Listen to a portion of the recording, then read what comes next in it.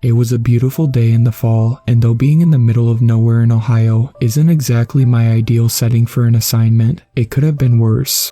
Opening my windows, listening to music, and getting a good whiff of country air is a nice contrast to being cooped up in cities like I'm used to. The sight of brown stalks of corn populating the miles of fields along the road was welcome, as was the cool and clean smell of the air. It's a good thing these jobs don't involve much interaction with people. Unfortunately, some level of interaction is inevitable. On my way to this one, I got a speeding ticket from a cop at some little local department. Though I was in fact speeding, I got the feeling that he also didn't so much like seeing a Fed in his neck of the woods. The local police aren't a fan of us, so I've come to learn. They tend to get suspicious of us, thinking we're up to some top secret mission behind their backs. I guess they would be right. I kept driving down the gravel road until the navigation let me know my destination was coming up on the right. Turning down the radio as I approached, I glanced toward the empty fields and the woods that met them beyond. I then turned into the long dirt driveway leading to our civilian's house and garage. I rolled up and parked with my trunk facing the porch. Stepping out, I got another whiff of the fresh country air and looked at the area of operations that lay before me. I was surprised at the amount of land and space that I had at my disposal. Space is good for these jobs. Additionally, I was informed that there weren't any neighbors close enough to worry about. I couldn't have asked for a better setting. After stretching and letting out a light sigh, I decided it was time to get to work. I pulled the keychain out of my pocket and unlocked the front door. It seemed like a nice enough place. It was certainly nothing worth complaining about given the conditions of houses I've faced in my previous assignments. I went back outside to my massive, government-issued vehicle and opened the trunk. I pulled the first couple of duffel bags worth of equipment out and brought them inside.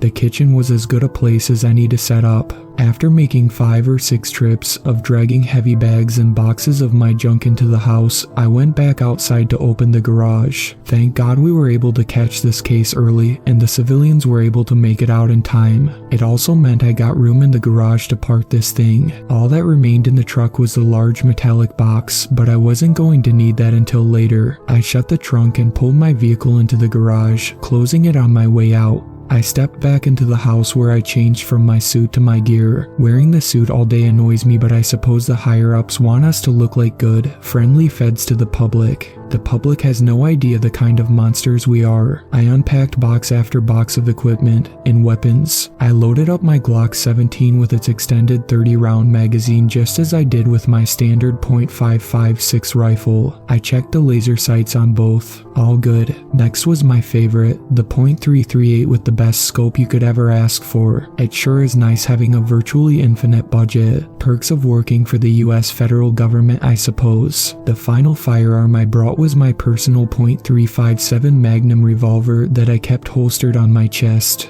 I figure it's never a bad idea to have one more gun, just in case. Maybe I should have brought more on this one. If things got too close, I always had my hunting knife. I sharpened it that morning before heading out. The next few hours consisted of me going out into the woods near the house and various places, and setting up dozens of my little cameras equipped with motion sensors. They were there to give me an idea of the location of anything that got brave enough to get close to the fields that surrounded the house. I would be able to know about anything that was coming to me. I didn't take too much caution in setting them up. Things never get interesting until nightfall. I returned to the house where I turned on my laptop and assured that all the cameras were connected and working. I could see every single one of them from there and would know if anything so much as moved. I then got situated on a chair by the kitchen table where I opened the window and set up my .338 rifle to watch the fields with. I suppose it would be worth mentioning why I'm out here, setting up fancy equipment in the woods and loading up an arsenal of guns while I'm alone in a farmhouse that isn't mine. Let's back it up.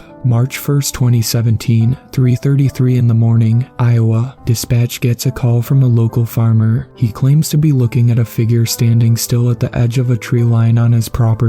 The description given by the farmer was that of a man of average stature and build, clothed in a loose black or gray shirt and trousers and a large brimmed hat. The farmer tells dispatch that he had awoken abruptly roughly an hour earlier, unspecified as to why. He spotted the figure outside his kitchen window soon after. The figure had been standing near the edge of a row of trees. It was facing the house and hadn't moved a muscle since the farmer noticed him. The farmer quickly retrieved his rifle and walked out onto his lawn, proceeding to brandish his firearm and tell the thing that this property was his and to leave immediately. The farmer, seeing that the man remained unthreatened by his warning and display of a firearm, retreated back into his home to retrieve his phone and call 911 as he continued to watch the figure from his porch. During this call, the farmer's voice was noticeably nervous and frightened. The desperate tone and quivering speech continued to worsen as he went on explaining the situation to dispatch. Dispatch instructed the farmer to remain where he stood and not to approach the person. Dispatch reassured the farmer that the police were on their way. A few quiet and uneventful minutes passed. Then, without warning, the farmer let out a horrified scream through the phone. The call was disconnected seconds later. The police began their over 40-minute drive to the residence. Halfway to their arrival, multiple new calls were coming to dispatch from the farmer's neighbors. They reported seeing a large stack of smoke coming from the farmer's home, and the closest reported seeing the house on fire. By the time police arrived, the house had burned to the ground.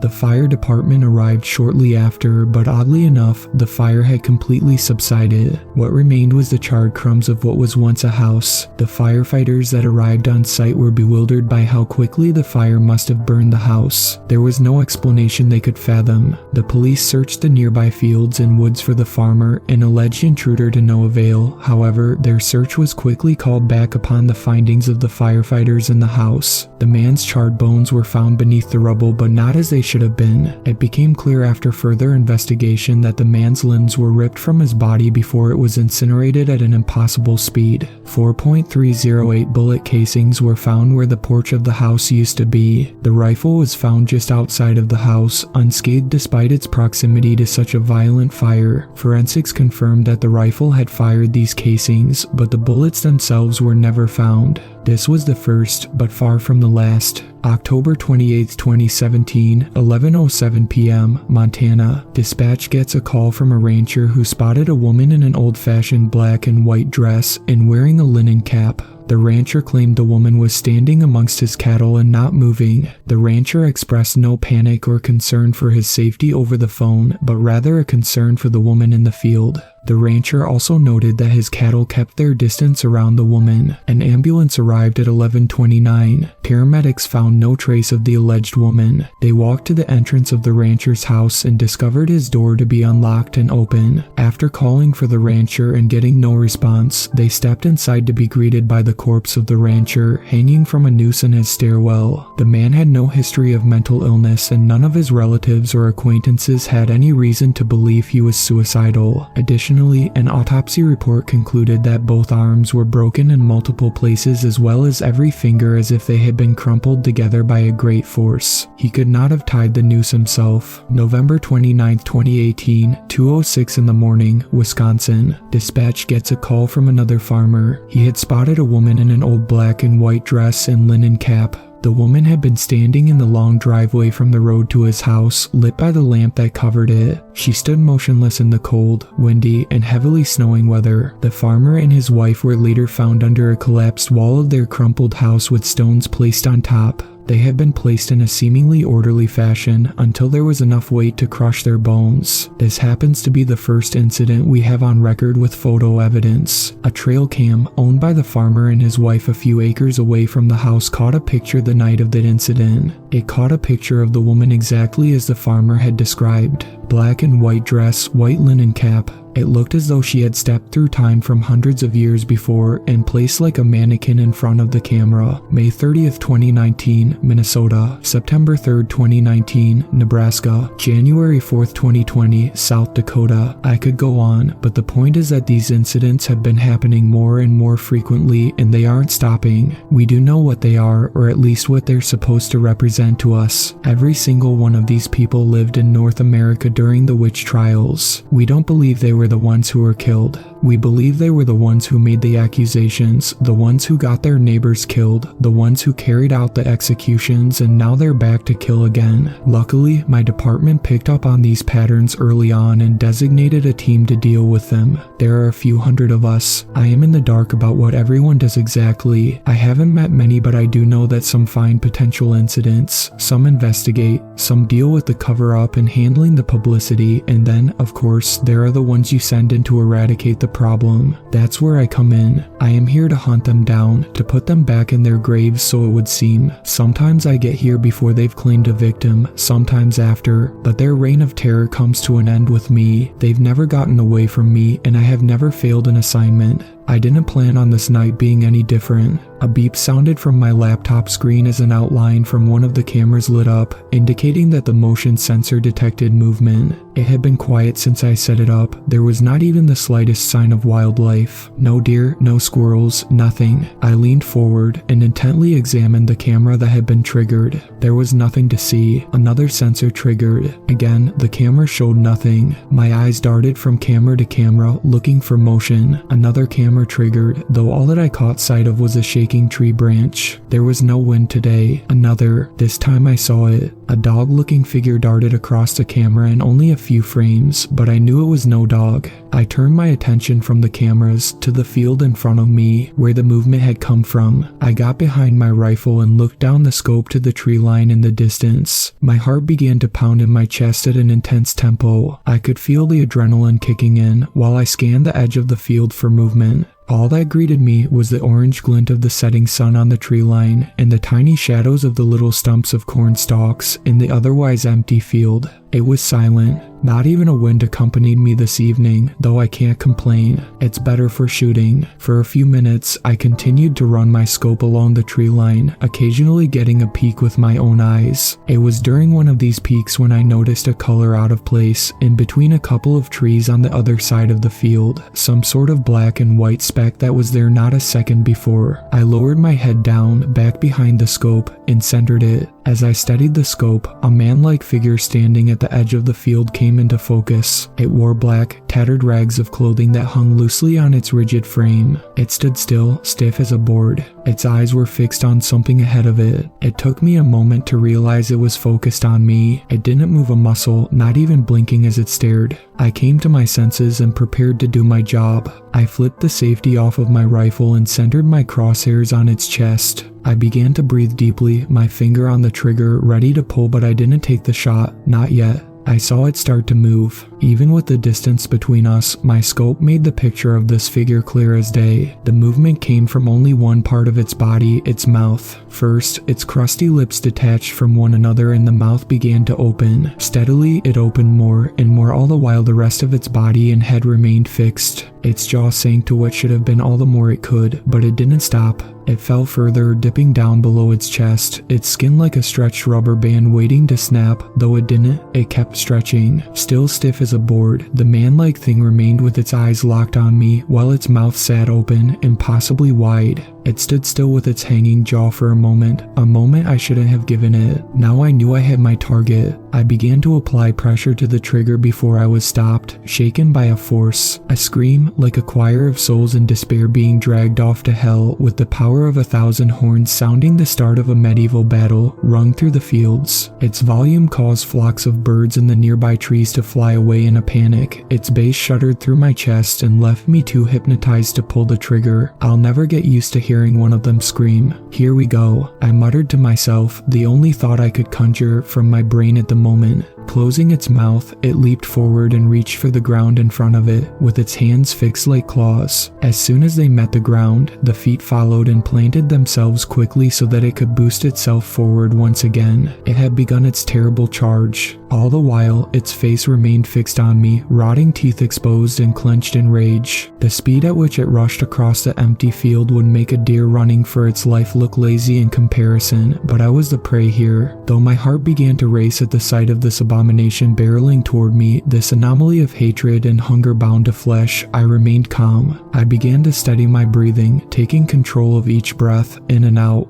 Inhale, exhale, squeeze. The crack of the shot rang out through the dimming sky and the field before me, my response to its enraged scream. I remained fixed on the target, observing the spatter of blood as it shot from its back. It began to scream again, this time rapidly and desperate in tone. I quickly moved the bolt and chambered the next round, accompanied by the soft ring of the brass bouncing on the floorboards under my chair. Although I managed to land a clean shot to the chest, it didn't do much. It kept running, keeping on at its same speed, though now it changed its direction and was running adjacent to my position in the house. It was trying to flank me. It wanted to find a way around my line of sight. I couldn't let it. Again, I took control of my breathing. Slowly, I drifted my rifle on the bipod until the creature came back into view. Its limbs pounded at the ground with speed and power as it propelled itself across the field. I'll never get used to seeing one run either. Starting behind it, I continued to move the scope just fast enough to begin gaining on him, just fast enough to let the crosshairs catch up.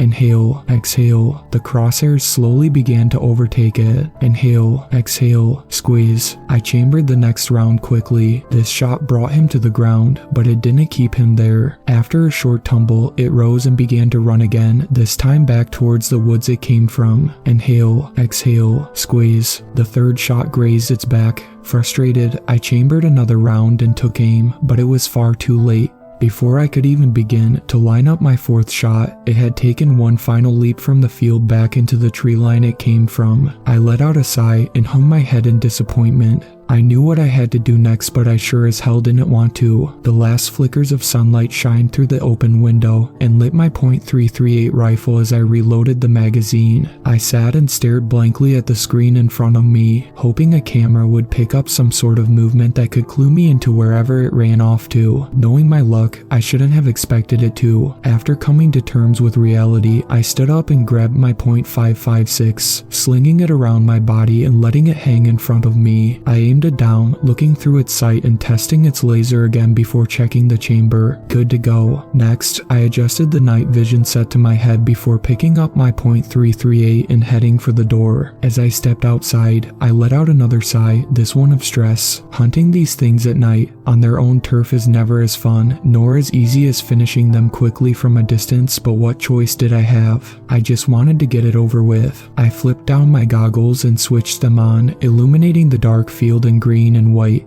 I began my long walk across. It took me longer than expected. The speed of that monstrosity caused me to underestimate the size of the field. Each step I took was slow and quiet. I didn't want the crunch of my feet meeting the dirt and remnants of corn stalks to disturb my hearing. If that thing made a noise, I needed to hear it. If only I could have quieted my incessant heavy, nervous breathing too. I was not even halfway to the tree line when I reached the first pool of blood, where I had shot it for the second time, and it decided to retreat. Bits of flesh were scattered about the ground, but I didn't care to stop and look. Instead, I focused on the blood I could see that led back into the woods. Any experienced hunter has had to track a deer or two. It can be very frustrating. The trail isn't always so clear, and you never know how far it has gotten. In my case, I knew this thing was still alive, and it was angry. I continued my walk, splitting my attention between the blood trail on the ground and the tree line in front of me, scanning for movement and listening. If I was lucky enough, it would have gotten bold and tried to take me down in the field.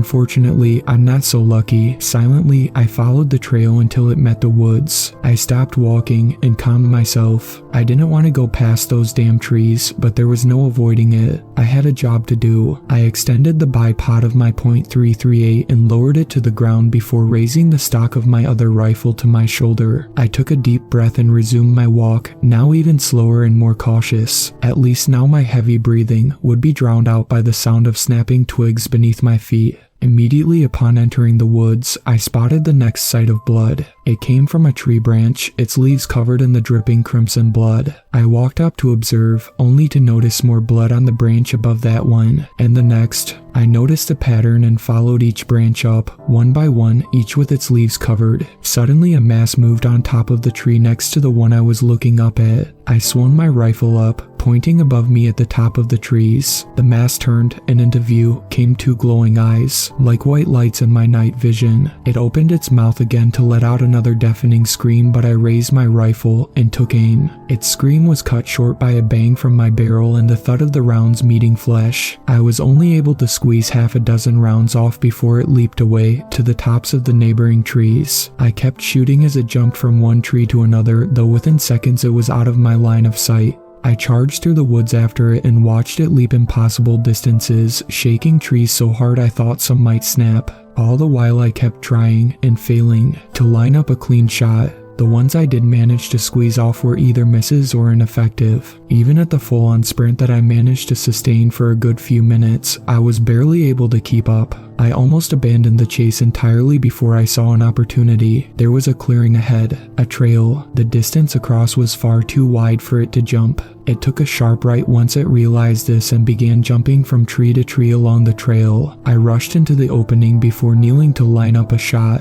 I followed it with my sights, tracking the timing of each leap and letting it land and leap once more before it settled on a new tree. I shot off 2 more rounds as it braced to leap again. They were perfectly placed and its body tumbled in the air and crashed violently to the ground. Having lined up my sight, I squeezed the trigger again to hear the absence of a gunshot, replaced by the click of the firing pin in the empty chamber. I screamed curses at myself as I quickly exchanged magazines. By the time I looked up, the body was already gone. I got to my feet and continued down the trail at a jog-like pace with my rifle at the ready. I was beginning to get frustrated more than anything. I've put dozens of these things in the ground before. I didn't understand why was I having such a hard time with this one. As I approached a curve in the trail, I slowed my pace and brought the stock of my rifle back to my shoulder. I approached the curve from the outside of the trail, trying to get a clear view of what was beyond, when my head violently snapped to the left. My vision went suddenly dark and it took me a few moments to realize that I wasn't dead, nor was I unconscious. Something hit my night vision goggles and knocked them clear off of my head, breaking the mount they sat on. My eyes were only beginning to adapt to the dark when another object came flying towards my head, narrowly missing as it whistled forcefully past my ear. It was a rock, around the size of a football. I couldn't help but glance behind me in astonishment at the object that had nearly decapitated me before turning my attention back to what threw it. Sure enough, there it was, standing behind the trees at the corner of the path. I let my anger take control and began to fire rapidly at its torso. My disregard for accuracy hardly mattered at this range. Regrettably, it meant I was now closer than I would have liked and it began to charge. I landed shot after shot.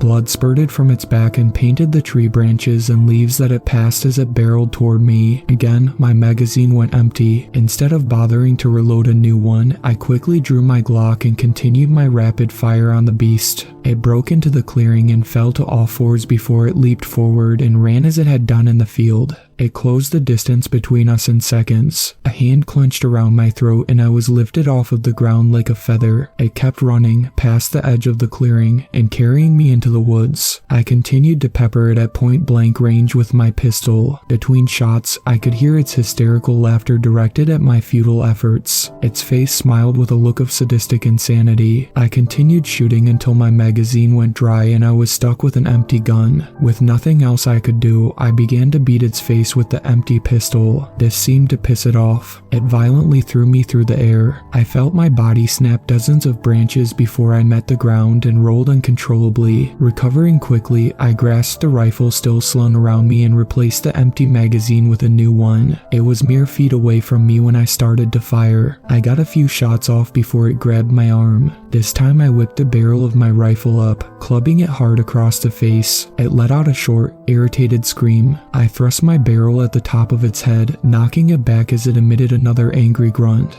It reached up with its left arm and tried to grab the barrel before half of its fingers were blown off by my next shot. It recoiled its arm in pain before swinging it back at me. Upon contact, my rifle flew out of my hands and the sling came undone from my body as it was thrown far into the woods behind me. I attempted to retreat before he grabbed me with his right hand. and what remained of his left around my neck. Again, I was picked up and it carried me, this time only a short distance to a tree. My back cracked as I was slammed into the bark. It looked up at me and smiled again. We killed our sinners. We brought justice to our land. We brought justice for God. I ignored its foul speech, lifting an arm and hooking it across the face with a firm punch. Tea had no effect. You are all sinners, and you will die for your sins as they did. Again, I struggled and pummeled its face with everything I could muster, but it still did nothing. Now go and burn in the lake of fire, it shouted, before laughing with a dozen sadistic voices all coming from its mouth. It opened its mouth and its jaw was once again stretched to what should be an impossible level. It lowered me until I was level with it. It moved its open mouth toward my head, shaking with rage, its teeth now inches from my face, its breath foul. With my left arm, I drew my knife, slashing it across the chest before plunging it into its neck. I hooked a punch with my right arm that finally caused it to stumble. It wound up its own punch and let it loose. I narrowly escaped, ducking out of the way before its fist met the tree and went right through, splitting it in half before the wood tumbled to the ground. I took this opportunity to draw my .357. He recovered from its punch and faced me, pulling the knife from its neck and letting blood spurt and gush. It stared me down as it slowly approached, ready to deliver its finishing blow. Its head was shaking now, harder than ever in anger. Its mouth hung open to half its capacity where it showed its rows of rotting human teeth. I raised my revolver and attempted to steady my sights, but I was too shaky. I quickly collected myself. Inhale, exhale. The front sight became level with the rear. Squeeze. The recoil caused the gun to rise enough for me to get a look at the damage. I clipped its mouth in the corner of its jaw. It hung open, with one side detached completely. It wailed in pain as it gargled its blood and crumbled to the ground. I aimed again, cocking the hammer. Squeeze. With the second round, I detached its jaw completely. Let's see you bite me now, fucker, I painfully muttered with anger. It dropped my knife and was now laying flat on its back, breathing heavily. I approached, cocking the revolver again as I did. It reached out with its mangled hand, but I kicked it away before placing my barrel to its skull. Squeeze. And then silence. After dragging the body back to the field, I spent the next few hours retrieving my lost and damaged equipment, as well as tediously finding every one of my cameras. I then retrieved my vehicle and drove it to the edge of the field. There was just one more thing to do. I opened my trunk and pulled out the metallic box. I don't understand why they make these things so goddamn heavy. I opened it and placed the corpse inside before securing the extremely heavy-duty lock. Next was the hole. It wasn't easy digging after I had been roughed up and tossed around by an undead religious maniac with superhuman strength, but at least this was the last thing I had to do. I finished digging the hole, placed a metal casket inside, and covered it up. From there, I collected my equipment, packed it up, and took off. Supposedly there's a cleanup crew that comes in after we're done with these missions and destroys any bizarre evidence. I suspect they take the body as well. Where do they take it? What do they do with it? I have no clue, but I've been strictly reminded to not ask questions on the matter and to just stick to doing my job. Still, I always find myself wondering. What I have even more questions about is why these things exist in the first place. What the hell is going on? Why them? Why now? Has this been going on for longer than I know? Am I being lied to? What happens next in the future if this keeps going on? It's only been getting worse. They've only been popping up more and more frequently. When does it end? Does it end? I have more questions than I do answers, but what I can tell you is that this problem isn't going away anytime soon. It's only going to get worse. There are only going to be more of them, not less. The death toll will only continue to rise. People are going to find out sooner or later. It might as well be now. Maybe we will stop them. Maybe this will all come to an end one day, or maybe we are the ones who are all going to meet our end. Either way, I'll be there to see it.